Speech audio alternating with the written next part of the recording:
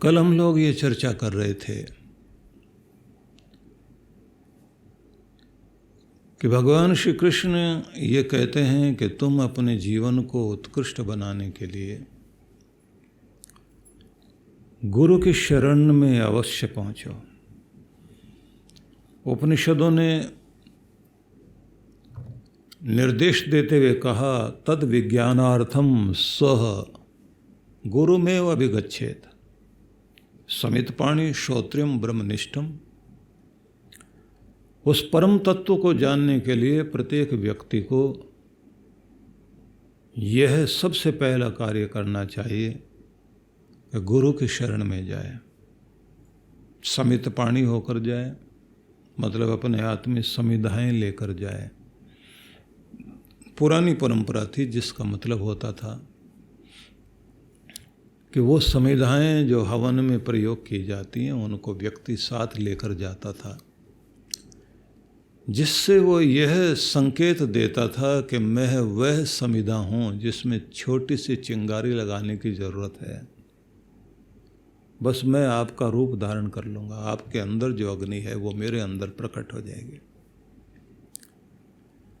गृह सूत्रों में जो एक मंत्र यज्ञों में प्रयोग होता है, अयं त इदम आत्मा जात वेद से, तो वहाँ यही कहा है अयं त इदम, यह ईंधन है, अयम आत्मा, मैं अपनी आत्मा को ईंधन बनाकर लाया हूँ। अयं त इदम आत्मा जात वेद से तेन इद्यस्व वर्धस्व, बस तुम इसके द्वारा मुझे जागृत कर दो, बढ़ूं, जागृत हो जाऊं, और फिर हमें प्राप्त होगा चासमान प्रजया पशु, हमें अनेक प्रकार की सुख समृद्धि और जो दुग्ध क्रांति की बात की जाती है कि दूध पूत संतान, घर में अन्न धन सुख समृद्धि, प्राणों में जीवनी शक्ति, ये तो मिलेगा ही आपकी कृपा से, लेकिन हम आपके योग्य बन सकेंगे।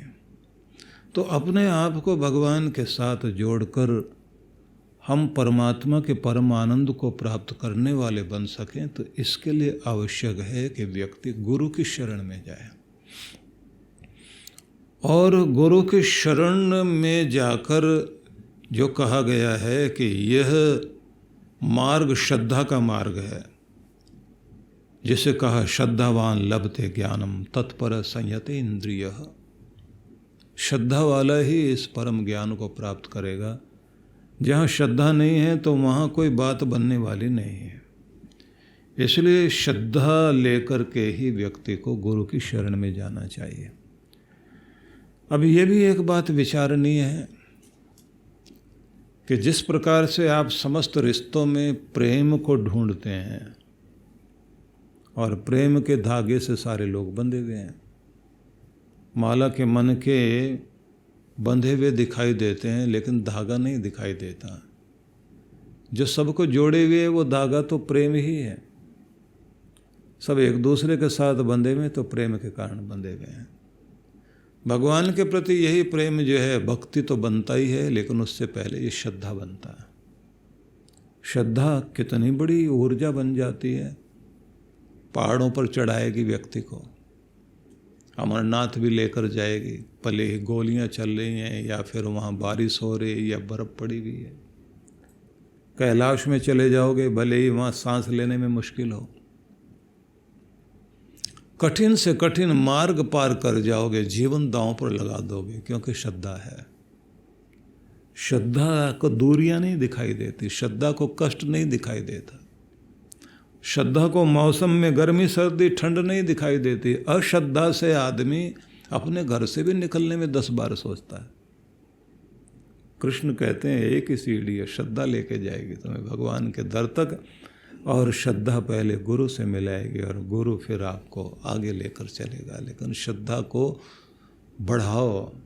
तो वेदों में ये कहा श्रद्धाम प्रातः हवामहे, प्रभात में उठकर एक चीज को पुकारो, शरीर में शक्ति के लिए हम आह्वान करते हैं, मेरा शरीर स्वस्थ रहे, शक्ति से भरपूर रहे, स्वस्थ रहूं, निरोग रहूं। लेकिन वेदों में कहा नहीं, तुम ये सब तो मांगते ही हो, तुम श्रद्धा को पुकारो, क्योंकि कर्तव्य कर्म, धर्म कर्म सब चीज़ें श्रद्धा के कारण होंगे। श्रद्धा होगी तो जागोगे इस समय में, श्रद्धा होगी तो आप उठकर अपना प्राणायाम, ध्यान, योग और फिजिकल एक्सरसाइज सभी कुछ कर लोगे। जिन्होंने अपनी श्रद्धा को बढ़ा लिया वो लोग अद्भुत लोग होते हैं।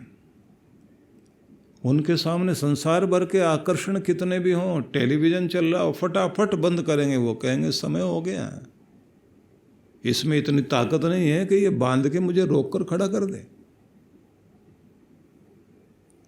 मेरा लक्ष्य ना छूट जाए, मेरी ट्रेन ना छूट जाए, स्वास्थ्य की ट्रेन ना छूट जाए, सही नींद लेने की ट्रेन ना छूट जाए, क्योंकि कोई ट्रेन आपका इंतजार नहीं करती। स्वास्थ्य की ट्रेन निकल ना जाए, आपको समय पर पहुंचना पड़ेगा, उठना पड़ेगा। आपकी लापरवाही से न जाने कितना कुछ छूट गया जिंदगी से, लेकिन श्रद्धा लापरवाही भी नहीं होने देती। जब इंसान अपने गुरु के आश्रम में, धाम में आता है, तो उस पूरी भूमि में ये समझता है यहाँ अनर्गल करने के लिए कुछ भी नहीं होना चाहिए। महाराष्ट्र की धरती पर आप जाएं, वहाँ कोई भी पुण्य कार्य किया जाता है तो उससे पहले सावधान सावधान सावधान 3 बार बोलते हैं। सीधा ही मतलब ये है कि आप जागृत हो जाएं, सावधान हो जाएं। आप कहाँ हैं? सतर्क हो जाएं, सावधान हो जाएं, क्योंकि जो सतर्क है, जो सावधान है, जो जागृत है,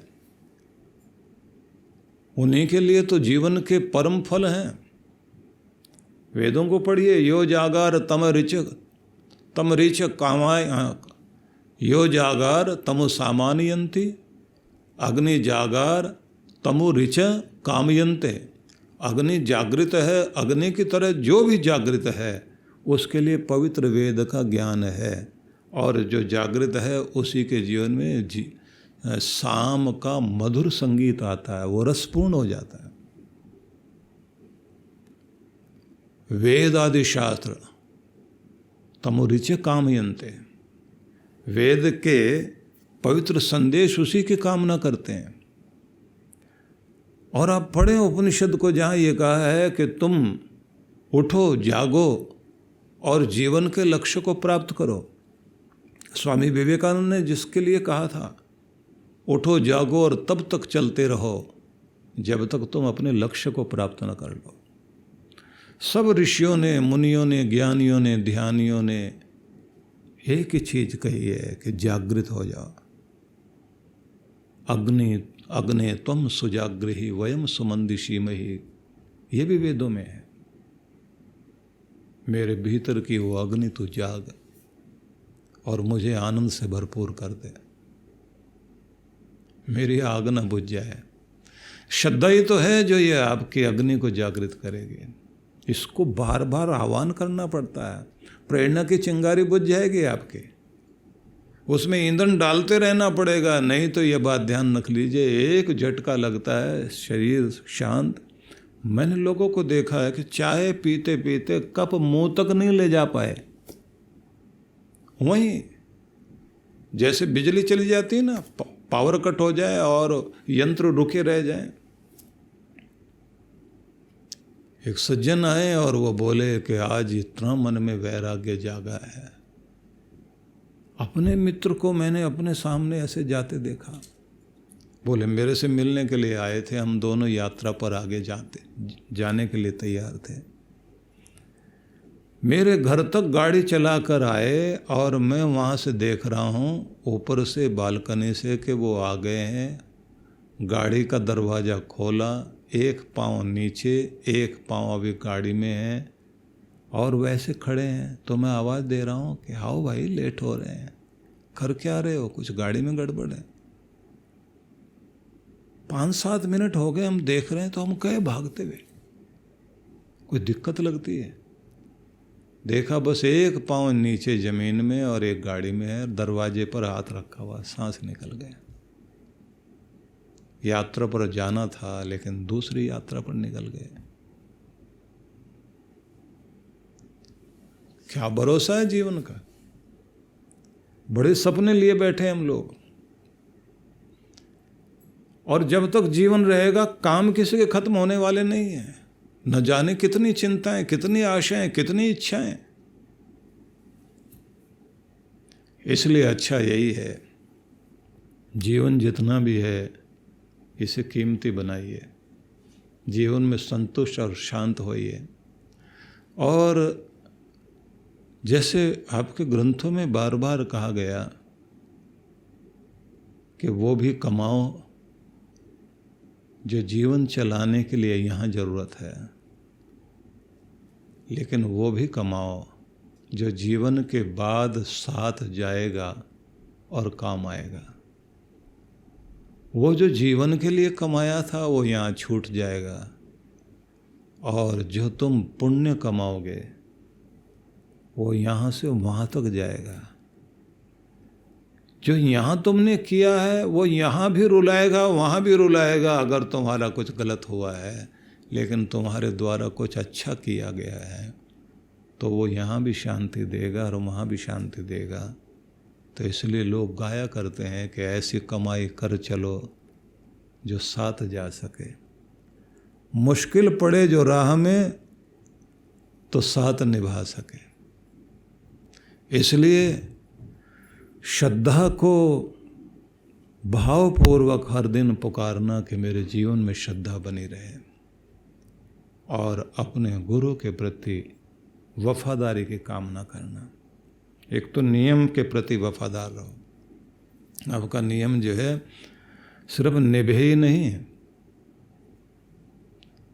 उसके प्रति इतनी वफादारी होनी चाहिए कि अपने नियम में नियमित हो जाओ, क्योंकि नियम से ही संसार चलता है, नियम से सूरज उगता है, नियम से अस्त होता है, नियम से हवाएं चल रही हैं, नियम से सारी चीज़ें घट रही हैं। इसी नियम के कारण संसार में सौंदर्य है, इसी नियम के कारण हम लोग जीवन जी रहे हैं। कोई भी नियम कहीं टूट गया तो आपकी जिंदगी नहीं है। भगवान ने हम सबको स्वतंत्रता दी है कि अपनी बुद्धि से सोच के अपने नियमों को बनाओ। तो गुरु के साथ जुड़ गए, वफादार बने, नियम के प्रति वफादार बने, भगवान के प्रति आप उसके भक्ति के प्रति इतने वफादार हो जाओ कि शरीर किसी दिन अगर साथ ना भी दे, बीमार हैं, जाने लायक नहीं है, खड़े होने लायक नहीं है, बिस्तर पर आप भले लेटे हैं या तकिए के सहारे बैठे हैं, आज तन साथ नहीं दे रहा, मन से ही वहीं बैठे बैठे कल्पना से जाओ,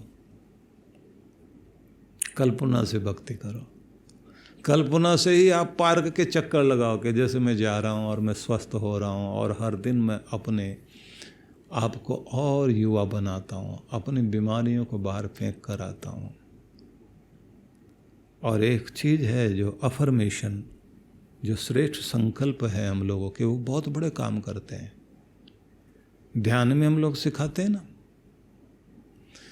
कि अवचेतन मन में जो चीज़ें आप बार बार बैठा लेते हैं वही आपके अंदर उभरती रहती हैं और व्यक्तित्व पर वो असर डालती हैं। तो आपको जैसा होना चाहिए या ज़िंदगी को जैसा देखना चाहते हो उसको आप दोहराना शुरू करो, क्योंकि आप वो हो गए हो ऐसा महसूस करो। क्योंकि आप उल्टी अफर्मेशन करते हो। उल्टी कैसी? मैं बड़ा दुखी, मैं बड़ा परेशान, मेरी किस्मत ठीक नहीं, कोई मुझे समझता क्यों नहीं है, मेरे साथ हमेशा बुराई होता है, अब भी कोई अच्छी उम्मीद नहीं है। इस तरह के शब्द सारा दिन दोहराते हैं आप लोग। कुछ अच्छा नहीं, कुछ बुराई होने वाला है। ये जो आप बार बार दोहराते हैं, ये अफर्मेशन, ये आपके अंदर चल रहा होता है। इसलिए ध्यान एक बड़ी क्रांति है। मैंने अभी 1 वर्ष तक के लिए जो आप लोगों को ध्यान का नवजीवन साधना की व्यवस्था दी थी, अब क्योंकि वो 15 अगस्त को पूर्ण हो गया, अब सब चिल्ला रहे हैं दोबारा से शुरू कराइए। और पहले क्या कहते थे, पता नहीं हम बैठ पाएंगे नहीं बैठ पाएंगे, कर पाएंगे नहीं कर पाएंगे। अब कहते हैं कि जिंदगी का रास्ता मिला है, अब छोड़िए मत। हमारे सब लोग यहाँ के कह रहे हैं कि और सारे कार्यक्रम बंद करके उनके लिए टाइम दीजिए। मैंने कहा थोड़े दिन उनके अंदर बेचैनी आने दीजिए। बोले अगर वो लोग जो है आलसी होकर कहीं भटक गए फिर दूसरी तरफ चल पड़े तो? मैंने कहा इसी से तो पता लगेगा उनमें कितना दम है, उनकी श्रद्धा कितनी है, उनका विश्वास कितना है। एक बार आप शुरुआत करें, देखिए ये अफर्मेशन भी कितना कमाल करती है। मैं आगे डॉट डॉट आगे हूं, मैं क्या हूं, इसको बीच में भरना आपने, उसको फिलअप कीजिए। क्या हूं? सुखी। मैं सुखी मनुष्य हूं, मैं मुस्कुराता रहता हूं, मैं नियमित हूं, मैं सबका भला करने वाला इंसान हूं, परमात्मा का लाडला भक्त, मैं अनुशासित हूँ, मैं अपना भी ध्यान रखता हूँ, मैं अपनों का भी ध्यान रखता हूँ, मैं समय पर सोता हूँ, समय पर जागता हूँ। ये सारी चीज़ें आप बोलिए और फिर वैसा होता हुआ देखिए। जीवन के साथ ये चीज़ें जुड़ती जाती हैं। इसलिए सबसे पहले तो मैं एक बात कहूँगा, सिमरन में मन लगाओ, सुमरन से सुख होत है, सिमरन से दुख जाए। नाम जपोगे, मन में शांति संतुलन आएगा। सिमरन से सुख होत है, सिमरन से दुख जाए, कहे कबीर सिमरन किए, साईं माही समाए।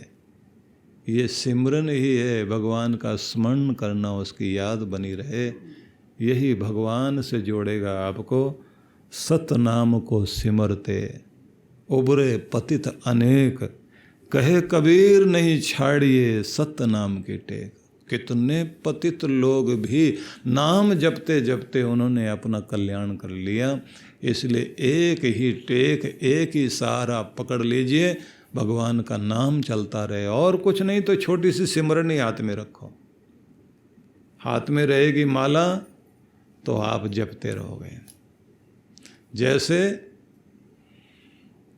पुलिस की वर्दी को देख करके आपको पुलिसमैन जब आप कहीं देखते हैं तो कानून का रखवाला और गवर्नमेंट का सेवक याद आता है, कानून याद आने लग जाता है, गवर्नमेंट याद आने लग जाती है। ऐसे ही जब आप अपने हाथ में माला लोगे तो बड़ी गवर्नमेंट ही याद आने लग जाएगी। माला हाथ में रखो, सिमरन हाथ में रखो, चलाते रहोगे ना। कुछ भी घुमाने की इच्छा होगी तो मुख से नाम जपना शुरू हो जाओगे और फिर साथ में मांगोगे भगवान अंग संग रहना, बुद्धि सुबुद्धि बनाए रखना, मन ना बिखरे, जीवन ठीक चलता रहे, मेरे परमात्मा मेरे ऊपर कृपा करना। कबीरा हरि हरि सिमर ले, प्राण जाएंगे छूट, और घर के प्यारे आदमी चलते लेंगे लूट। आखिर में तो लूट मचेगी। कोई अंगूठी निकाल लेगा, कोई गले से चैन निकालेगा, घर के ही लोग। सबसे पहले तो चाबियां निकालेंगे।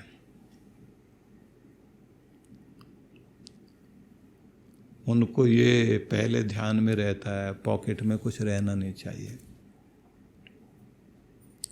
कबीर ने कहा लूट मचेगी, और 2 गज कपड़ा वो पहनाया जाएगा जो बिना सिला होगा। और जिस जगह कभी जाना नहीं चाहते, देखना भी नहीं चाहते, वहां आखिर में जाके सोओगे। शमशान घाट की तरफ कौन देखना चाहता है? किसी दिन देख लेना, तुम्हें ऐसी नींद आएगी, तुम सोए जग न पाओगे, तुम्हें दुनिया जगाएगी। जीवन का ये भी एक भाग है, और इसको अगर याद रखोगे तो कल्याण होगा। कबीरा निर्भय नाम जप, जब तक दीवा बाती, जब तक सांस चल रहा है, आंखों में चमक है, परमात्मा का नाम जपो। तेल घटे बाती बुझे, सोएगा दिन राती। इसलिए श्रद्धा को पुकारिए, नाम सिमरन करना शुरू कीजिए, अफर्मेशन का प्रयोग करें, अपने आप को उन नियमों में डाल लीजिए जो नियम आपका कल्याण करने वाले हैं। और एक निवेदन और, सभी के पास एक और बड़ी चीज़ होनी चाहिए। एक शायर की पंक्तियां हैं कि इबादत तुम्हें एक मुकाम तक लाती है। प्रार्थना भक्ति करते हो ना, वो एक जगह तक तो ले आएगी तुम्हें। भक्ति करते करते एक जगह तक पहुंच जाओगे। इबादत तुम्हें एक मुकाम तक तो लेकर आती है, लेकिन दीवानगी ही है जो आगे का रास्ता दिखाती है। इसके बाद तो बस एक जरूरी चीज होती है, दीवानापन, पागलपन सवार हो जाना चाहिए। और जब आपके अंदर ये दीवानगी जाग गई, बस वो रास्ता दिखाती जाएगी और वो मिलाएगी भगवान से। इसलिए बहुत बहुत श्रद्धा रख करके आप दीवानगी को अपने अंदर पैदा करिए और उसके बाद इसका कमाल देखना शुरू कीजिए। तो एक व्यवस्था तो ऐसी कर लें, हर दिन खुद भी वातावरण बनाएं घर में, जिसके घर में पढ़ाई का वातावरण बन जाता है ना, तो बड़ा बच्चा छोटा बच्चा सब पढ़ते हैं। फिर एक बुद्धिमान है, एक बच्चा बहुत लगनशील है, वो तो बुक हाथ में बहुत सारी बुक्स लिए बैठा है। दूसरा बच्चा एवरेज है, लेकिन घर में माहौल है, पढ़ाई का माहौल है, वो भी पढ़ने लग जाता है और वो एवरेज भी खास हो जाता है। और जिसके घर में माहौल नहीं है, ये ध्यान रख लेना, कितना भी टैलेंटेड, कितना भी प्रतिभावान बच्चा क्यों ना हो, वो डल होना शुरू हो जाएगा। बस इसी बात को ध्यान में रख करके ये भी बात सोच लीजिए, अगर भक्ति का माहौल आपके घर में है तो घर के अंदर भक्तों का जन्म होगा। पढ़ाई का माहौल है तो बच्चे पढ़ाई करेंगे। लड़ाई झगड़े का माहौल है तो कितना भी शांत शालीन क्यों ना हो, कुछ न कुछ तो उसके अंदर भी लड़ाई वड़ाई का सब वातावरण बन जाएगा। इसलिए मेरी प्रार्थना ये है कि आप माहौल जरूर बनाओ और दीवानगी पैदा करो।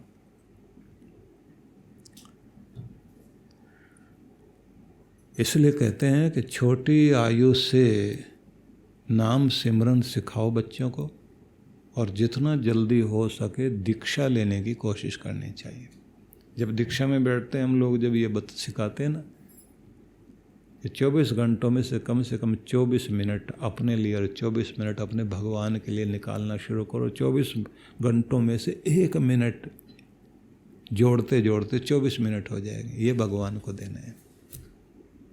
और 24 मिनट कम से कम अपनी सेहत के लिए देने हैं आपने। इतना भी करते रहे तो भी स्वस्थ रह जाओगे। एक से डॉक्टर की लाइन में नहीं लगोगे और दूसरे को अपनाने से यमराज की लाइन में नहीं लगोगे, दोनों से बच जाओगे।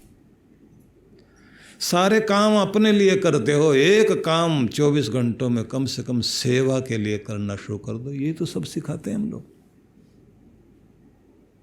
नहीं कोई काम बन पाए आपसे, एक जग पानी का उठाना, जा करके किसी पेड़ में डाल देना, पौधे में डाल देना, आपकी सेवा लग जाएगी। दीक्षा देते समय सद्गुरु सेवा सिमरन सत्कर्म से जोड़ता है। और सबसे बड़ी बात तो यह है कि जब आप भगवान से जुड़ जाते हैं और दीक्षा वाले हो जाते हैं तो क्या महसूस होता है?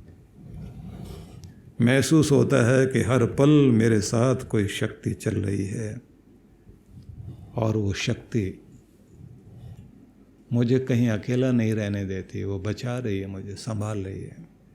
शिवरात्रि महोत्सव का शुभ अवसर हम सभी के लिए हमारे समक्ष है, जो आनंद धाम आश्रम में आयोजन किया जा रहा है।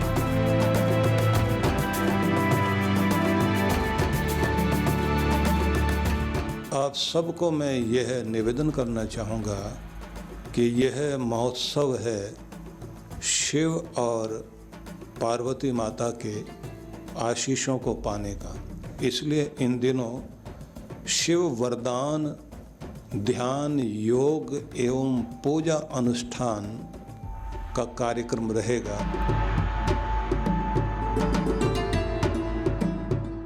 स्वाहा इदं प्रजापतये तन्नमामः ओम इंद्राय स्वाहा। और इसकी एक खास विधि होती है कि इसमें जप यज्ञ भी चलना चाहिए, जाप भी चलना चाहिए। ध्यान की विशेष विधि होती है जो वरदान प्राप्ति के लिए होती है, और इसी के साथ में अभिषेक होना चाहिए और साथ में किया जाए यज्ञ। और अगर आप साथ में रात्रि जागरण करते हुए अपने घर में ही बैठ करके भगवान शिव की आराधना करते हुए अभिषेक कर लेते हैं व्रत करते हुए, तो ये समझ लीजिए कि जो आज तक आपके ऊपर कृपा नहीं हुई है वो कृपा आपके ऊपर निश्चित रूप से होती है।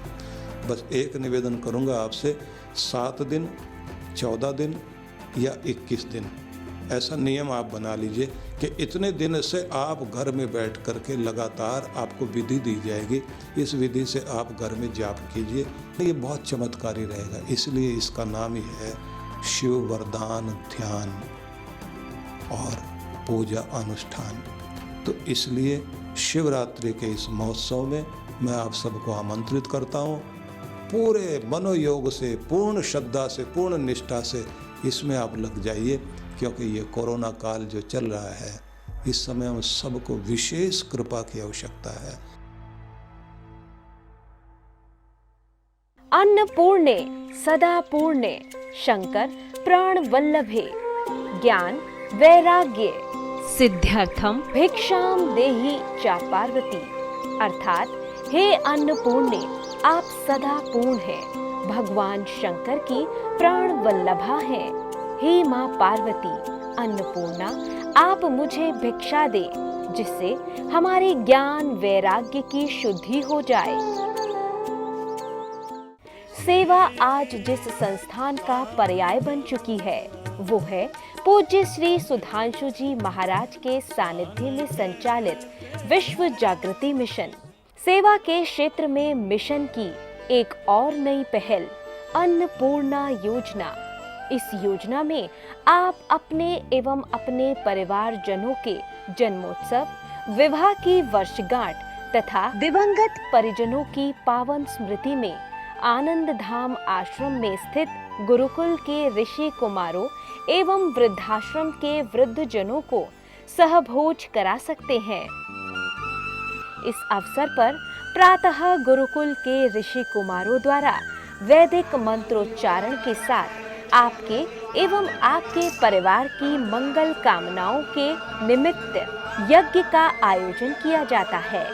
यजमान की सुख, समृद्धि और दीर्घ आयु के लिए प्रार्थना भी की जाती है। दोपहर को सहभोज का आयोजन होता है। आप सपरिवार आनंद धाम पधारे, यज्ञ में भाग लें और अपने हाथों से भोजन कराकर पुण्य लाभ एवं आत्म संतुष्टि के भाव से जीवन को आनंदमय करें। इस योजना से जुड़ने के लिए एवं अधिक जानकारी के लिए संपर्क करें 958-2954-200 95607927992।